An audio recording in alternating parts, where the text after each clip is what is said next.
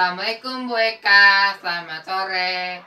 Kami dari kelompok 6, saya Nabila Drani, Nadia Natasha Novianti, Raden Azara Atlahunisa, Raffi Nur Hidayat, dan Niko Saputra akan menindaklanjuti tugas yang Ibu berikan pada Selasa 24 Agustus 2021, yaitu menjelaskan mengenai interaksi manusia dengan komputer serta mengenai antarmuka atau interface dan perangkat jaringan dan internet, serta peragaan cara menyalakan dan mematikan komputer dan cara menyalakan dan mematikan handphone. Nah, di video ini dibagi menjadi 2 segmen. Segmen pertama adalah teori, jadi aku akan menjelaskan mengenai interaksi manusia dengan komputer dan mengenai antarmuka atau interface dan perangkat jaringan dan internet. Di segmen kedua itu adalah peragaan. Jadi pertama aku akan menjelaskan apa saja sih perangkat input dan output pada komputer, lalu cara menyalakan dan mematikan komputer serta cara menggunakannya dengan baik dan benar yang akan diperagakan oleh Nadia dan Raden. Lalu cara menyalakan dan mematikan handphone serta cara menggunakan handphone dengan baik dan benar akan diperagakan oleh Raffi dan Niko.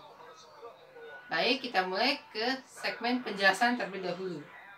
Aku mulai ya penjelasanku.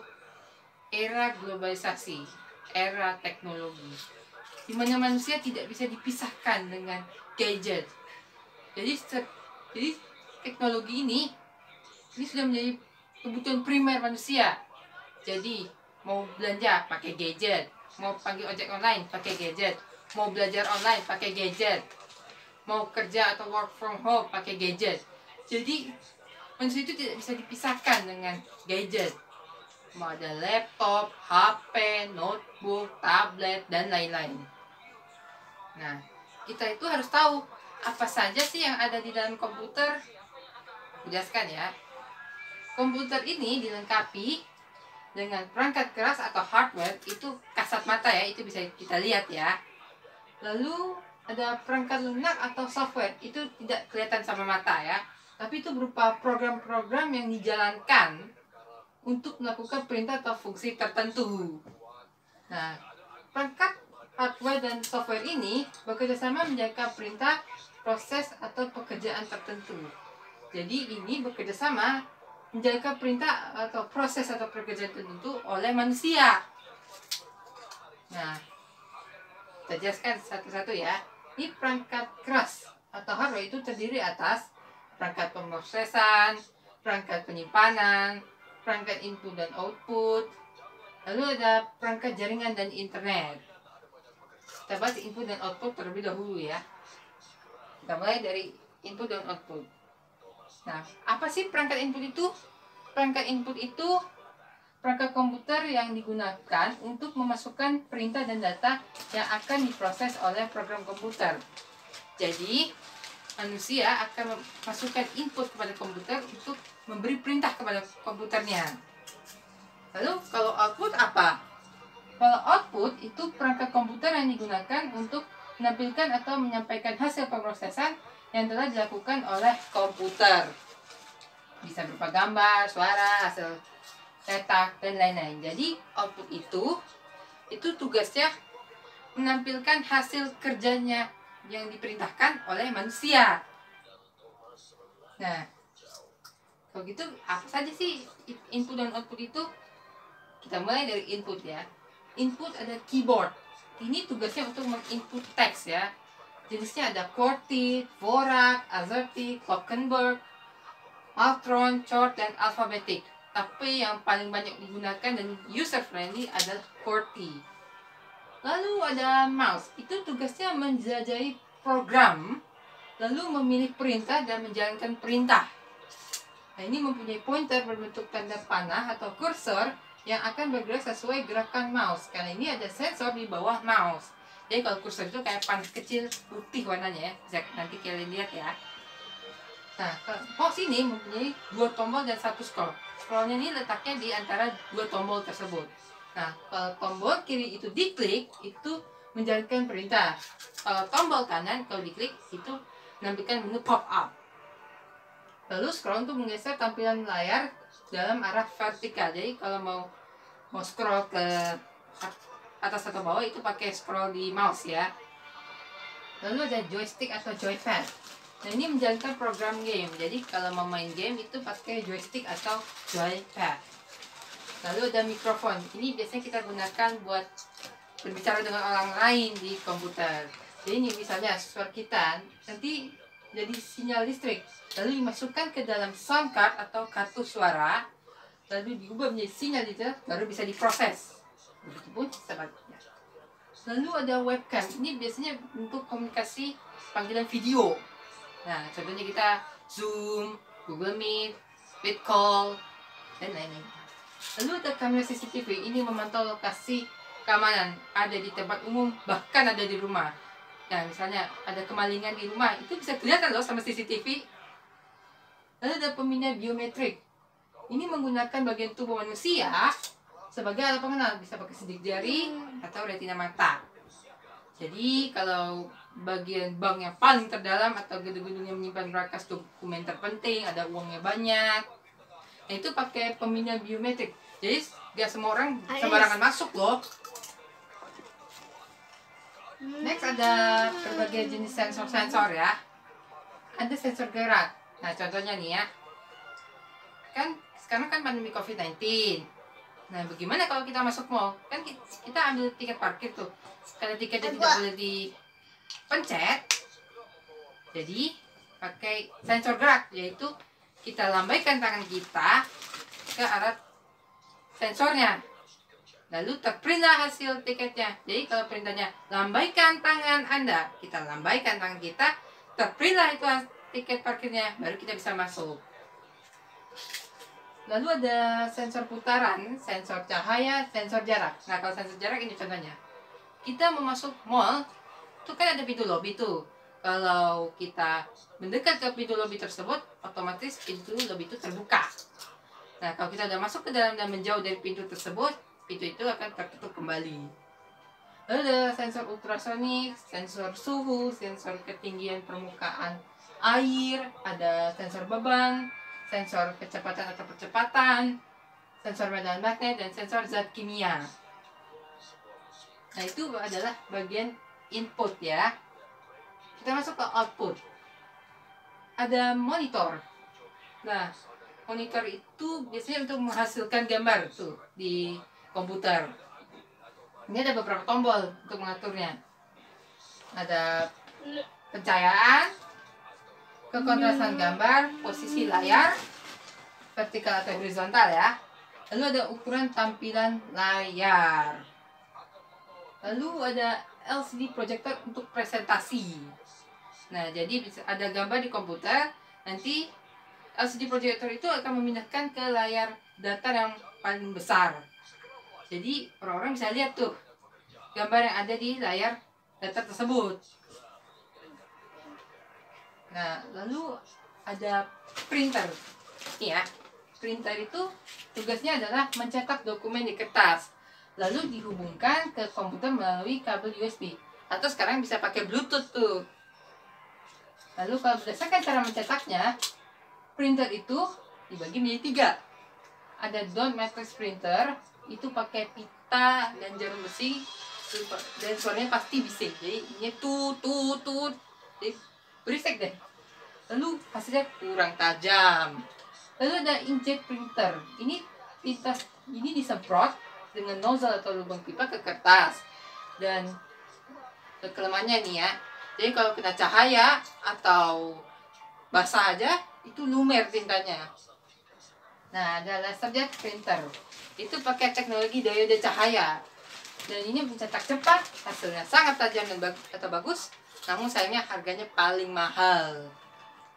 Lalu ada speaker, headset, earphone. Itu untuk output suara. Jadi kalau kita mau mendengarkan musik dengan suara yang keras, itu pakai speaker.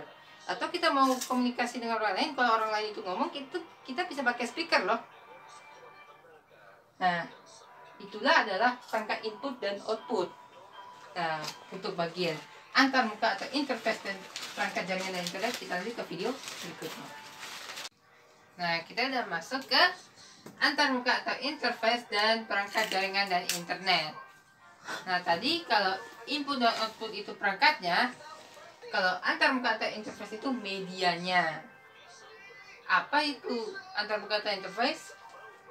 Antarmuka atau interface itu adalah konsep bagaimana komputer dan manusia sebagai pengguna saling berinteraksi, yang mencakup bagaimana pengguna memberikan perintah kepada komputer dan bagaimana komputer menerima perintah tersebut serta menampilkannya atau meresponnya. Nah, untuk melakukan interaksi ini diperlukan media antarmuka atau interface. Ya. Jadi aku tadi udah bilang bahwa input dan output itu perangkatnya, kalau antarmuka atau interface itu medianya. Ini beberapa jenis antarmuka yang umum digunakan ya. Ada character user interface, yaitu berbentuk karakter dan ini paling tua dan banyak kelemahannya. Dan pengguna harus menghafal perintahnya. Jadi komputer yang menggunakan character user interface ini hanya bisa melaksanakan perintah-perintah tertentu. Nah, contoh aplikasinya itu adalah command prompt. Lalu ada graphic user interface, dan ini user friendly banget ya, jadi sering digunakan. Ini menggunakan tampilan grafis yang bisa berupa icon, bar navigasi, gambar, tombol, dan sebagainya. Nah, ini diklik menggunakan mouse atau disentuh layarnya jika touchscreen. Ini user friendly. Contoh aplikasinya Microsoft Word untuk membuat dokumen teks ya. Nah, ada Microsoft Excel untuk membuat tabel. Lalu ada Microsoft PowerPoint untuk membuat presentasi. Lalu ada bahasa natural atau natural language. Nah, ini manusia berinteraksi dengan komputer dengan cara berbicara atau desain atau percakapan ya. Jadi ini disebut juga conversational interface. Nah, contoh aplikasinya ada Hey Siri untuk Apple dan Cortana untuk Microsoft. Ini jarang digunakan karena ada beberapa kelemahan ya. Nah, pengguna harus mengetahui format bahasa perintah yang dapat diterima dan dimengerti oleh komputer. Dan ini menyulitkan pengguna baru. Dan ini tidak ada fasilitas bantuan yang menuntun dan memberi petunjuk. Nah, kalau GUI ini punya tombol help ya, kalau ini nggak ada tombol help ya. Dan ini sama kayak character user interface, cuma ini kayaknya lebih canggih. Tapi intinya sama, yaitu penggunanya harus menghafal perintahnya. Jadi kalau menggunakan bahasa natural itu jadi komputer itu bisa melaksanakan perintah-perintah tertentu saja. Dan ini memiliki keterbatasan jenis informasi yang dapat disampaikan kepada pengguna. Lalu ada menu driven. Ini digunakan untuk pelayanan tertentu seperti ATM, mesin tiket stasiun kereta api, layanan self check-in di bandara dan lain-lain. Ini menggunakan rangkaian menu yang dapat dipilih dengan menggunakan tombol atau menyentuh layar atau touchscreen. Jadi misalnya nih ya, kita ke ATM. Nah, dia minta kartu, kita masukkan kartunya, dia juga minta PIN, kita masukkan PIN-nya. Nah, itu ada tulisan mau setor tunai, mau transfer, atau mau tarik tunai. Nah, itu pakailah itu pencetnya. Jadi mau misalnya pencet store tunai, dia minta store ya, kita masukkan duitnya ke dalam lubang. Lalu ada mobile user interface atau mobile UI. Ini sama kayak graphic user interface, cuma ini buat PC, kalau ini buat perangkat mobile kayak HP atau tablet ya. Jadi ini antarmuka jenis grafis yang umumnya ini digunakan pada layar touchscreen. Itu terdapat di perangkat mobile, di HP atau tablet, yang memungkinkan pengguna berinteraksi dengan aplikasi, fitur-fitur, dan fungsi-fungsi yang ada di perangkat mobile tersebut. Nah, untuk perangkat jaringan dan internet, kita nanti ke video berikutnya. Nah, kita masuk ke perangkat jaringan dan internet. Nah, apa sih itu perangkat jaringan? Nah, kalau perangkat jaringan itu memungkinkan komputer terhubung dengan komputer lain dalam jaringan lokal atau LAN. Contohnya, ada gedung 5 lantai. Nah, komputer satu di lantai 1 mau ngambil data di komputer di lantai 4. Kira-kira apa orangnya perlu naik tangga? Tidak perlu. Karena pakai perangkat jaringan ini, itu komputer di lantai 1 bisa mengambil data dari komputer di lantai 4. Nah, lalu ada perangkat internet. Itu menghubungkan komputer ke jaringan internet sehingga pengguna dapat mengakses internet. Itu biasanya buat media sosial ya, umumnya. Nah, kira-kira apa aja tuh perangkat-perangkatnya? Kita lihat ya. Ada modem atau modulator demodulator. Ini mengubah sinyal digital menjadi sinyal analog ataupun sebaliknya ya. Nah, jadi pada komputer yang terhubung dengan internet melalui jaringan telepon sambungan tetap, itu ketika komputer mengirimkan data ke internet, itu modem mengubahnya dari sinyal digital menjadi sinyal listrik. Nah, nanti sinyal listrik itu nanti dibawa melalui kabel telepon. Nah, nanti kalau udah ada di rumah penerimanya, nanti sinyal listrik yang ada di kabel telepon itu dirubah modem menjadi sinyal digital kembali sehingga penerima bisa melihat data yang dikirimkan oleh pengirim. Contohnya nih ya, aku mau ngirim email ke Raden nih ya misalnya. Nah, aku lagi menginput data nih. Nah, pada saat aku menginput data, itu modem mengubah sinyal digital menjadi sinyal listrik. Nah, nanti ini dibawa oleh kabel telepon ke rumah Raden. Di rumah Raden, sinyal listrik yang ada di kabel telepon itu dirubah modem menjadi sinyal digital kembali sehingga Raden bisa melihat email yang aku kirim. Nah, jaringan telepon sambungan tetap ini sudah ditinggalkan dan diganti oleh jaringan serat atau fiber optik. Ini sama fungsinya tetapi ini pakai sinyal cahaya dan ini kabelnya adalah kabel fiber optik. Sama yang fungsinya tetapi berbeda. Jadi ini pakai jaringan serat atau fiber optik. Contoh, aku mau ngirim email ke rumah Nadia. Nah, aku lagi menginput data, itu modem mengubah sinyal digital menjadi sinyal cahaya. Lalu dibawa oleh kabel fiber optik ke rumah Nadia. Di rumah Nadia, itu sinyal cahaya pada kabel fiber optik dirubah modem menjadi sinyal digital kembali sehingga Nadia bisa melihat email yang aku kirim. Nah, kelebihan menggunakan jaringan fiber optik ini itu bisa transfer data lebih cepat dan jangkauan lebih jauh. Nah, ada kartu jaringan atau LAN card atau Local Area Network Card. Ini menghubungkan satu komputer dengan komputer lainnya dalam jaringan lokal. Ini dapat saling berkomunikasi dan bertukar data. Sama yang aku tadi jelaskan di awal ya. Nah, LAN card dilengkapi port untuk konektor RJ45 digunakan bersama dengan kabel UTP. Jadi ini portnya untuk LAN card ya. Nah, laptop, notebook, dan netbook keluaran terbaru sudah dilengkapi kartu jaringan atau LAN card ini di motherboardnya, jadi sudah ada di dalam prosesornya. Dan untuk model lama itu harus beli terpisah ya. Nah, ada Bluetooth, ini sudah tidak asing kita dengarnya ya. Namun kalau Bluetooth itu sendiri artinya komunikasi tanpa kabel atau near kabel yang beroperasi pada pita frekuensi 2,4 GHz. Ini bisa card atau adapter yang dipasang pada perangkat. Nah, umumnya ada di notebook, netbook, smartphone, tablet, kamera, printer, dan lain-lain ya. Nah, Bluetooth ini adalah jarak jangkauannya ini ya, kurang lebih 100 meter lah. Dan ini koneksinya itu perangkat ke perangkat ya. Contohnya komputer ke printer, smartphone ke headset, smartphone ke smartphone, dan lain-lain. Lalu ada kartu wifi, ini juga tidak asing kita dengarnya ya. Ini perangkat elektronik yang digunakan agar komputer dapat menangkap sinyal wifi dari titik hotspot dalam jaringan LAN atau internet sehingga memungkinkan pengguna terhubung dengan jaringan LAN dan dapat mengakses internet ya.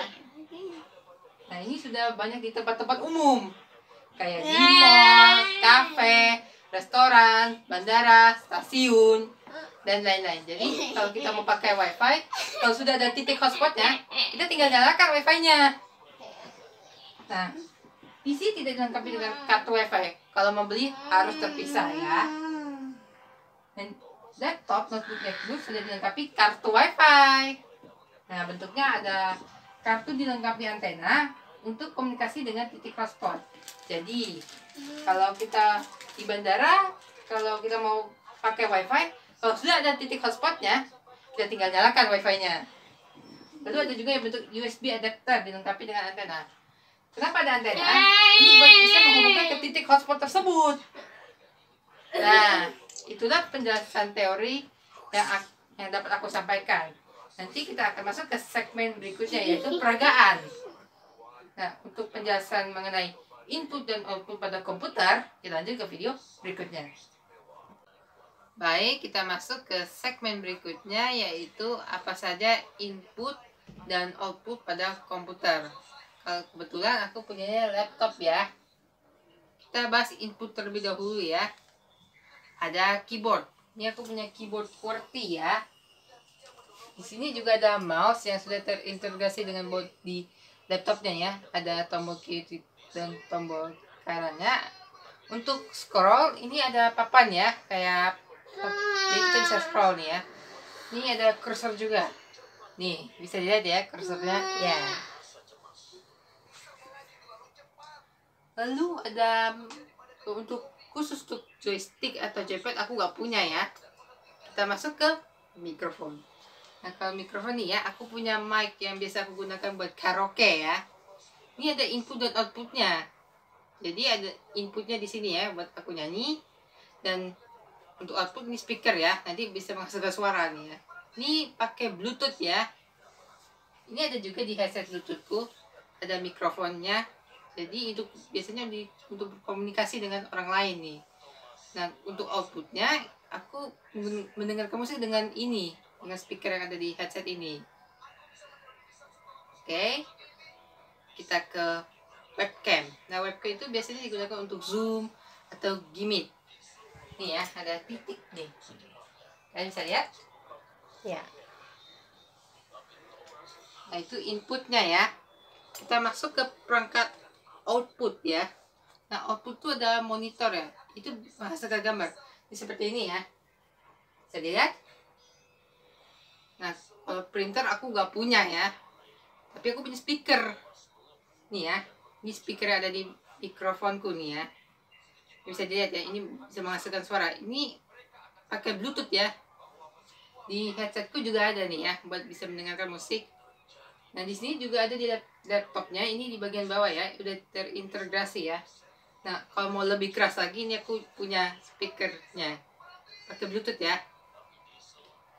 Nah, itu adalah perangkat input dan output yang aku punya di rumah ya. Nanti untuk cara menyalakan dan mematikan komputer yang akan diperagakan temanku, yaitu Nadia, Raden, Raffi, dan Niko. Kita lanjut ke video berikutnya.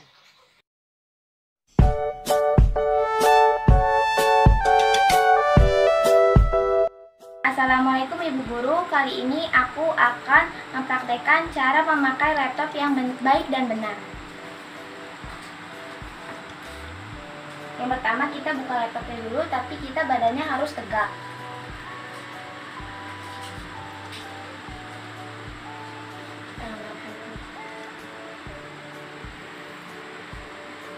Dan jarak mata dengan laptop itu harus rada jauhan karena untuk baik ke matanya.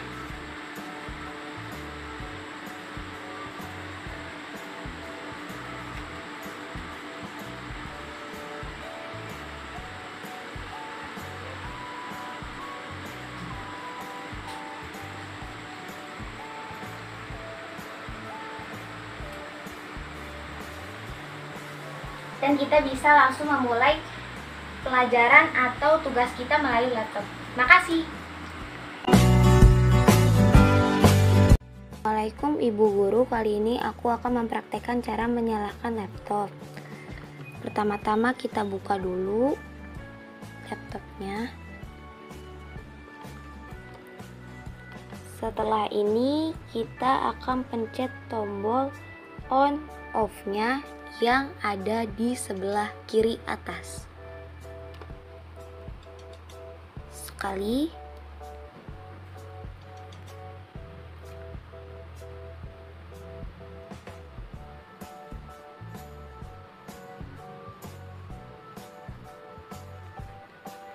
Setelah seperti ini, kita ke tombol touchpad-nya. Setelah ini, kita masukin password-nya.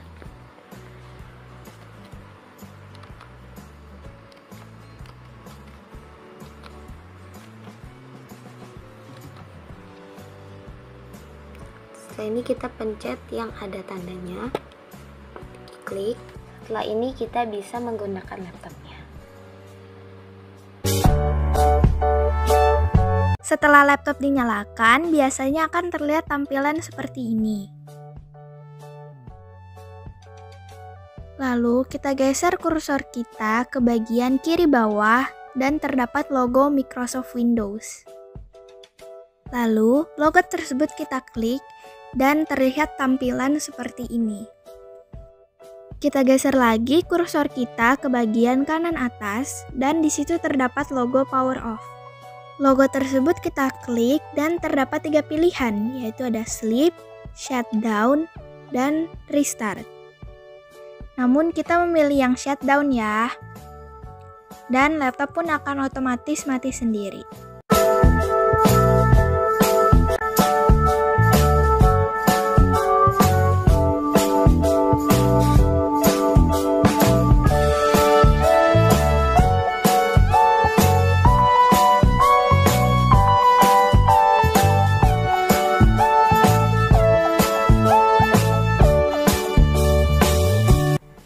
Menjelaskan tentang perangkat output.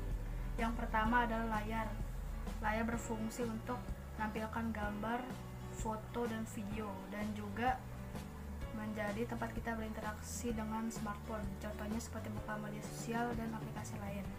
Yang kedua adalah speaker. Speaker berfungsi untuk mengeluarkan suara seperti suara musik, suara video, dan suara game, dan suara lain-lain. Yang ketiga adalah earpiece. Earpiece berfungsi untuk fungsinya sama seperti speaker, cuman tapi bedanya dia suaranya lebih kecil dan fungsinya untuk mendengar, fungsinya untuk lakukan panggilan telepon. Sekian, terima kasih. Assalamualaikum warahmatullahi wabarakatuh. Pertama-tama kita pencet tombol on off yang ada di samping, sudah menyala. Lalu jangan lupa kita pakai perlindungan mata agar mata kita lebih aman. Jika terlalu gelap, kita bisa cerahkan sedikit. Lalu kita geser-geser touch screen-nya untuk mencari aplikasi, misalnya WhatsApp. Lalu kita tinggal cari orang yang akan kita chat.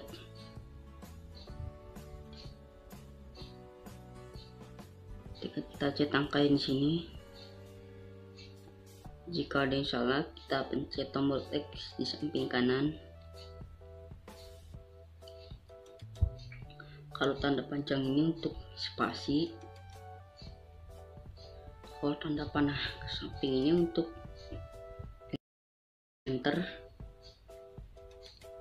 Jika kita ingin mengirim pesan suara, pencet mikrofon yang ada di kanan, samping kanan, kita tinggal tekan, lalu kita ngomong. Kita tinggal lepas kalau sudah selesai. Nanti dia akan kekirim secara otomatis.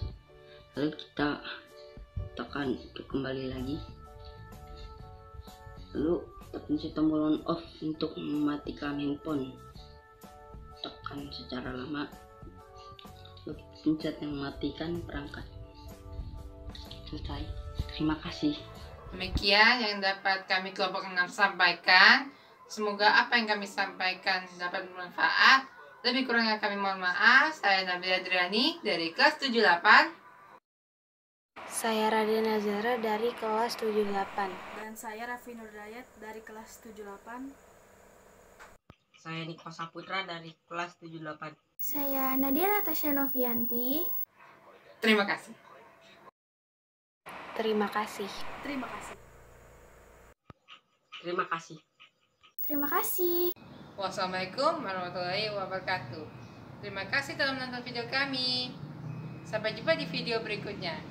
Jangan lupa like dan subscribe channel ini ya. Kelompok 6 is the best. Bye-bye.